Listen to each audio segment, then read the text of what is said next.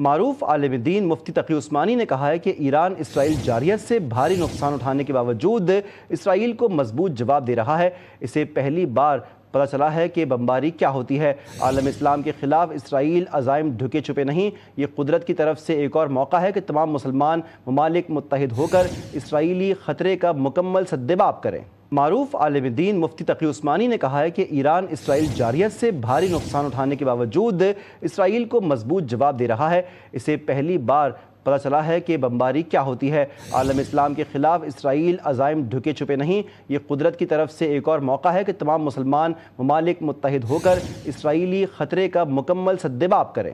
معروف عالم دین مفتی تقی عثمانی نے کہا ہے کہ ایران اسرائیل جارحیت سے بھاری نقصان اٹھانے کے باوجود اسرائیل کو مضبوط جواب دے رہا ہے۔ اسے پہلی بار پتہ چلا ہے کہ بمباری کیا ہوتی ہے۔ عالم اسلام کے خلاف اسرائیل عزائم ڈھکے چھپے نہیں، یہ قدرت کی طرف سے ایک اور موقع ہے کہ تمام مسلمان ممالک متحد ہو کر اسرائیلی خطرے کا مکمل سدجواب کریں۔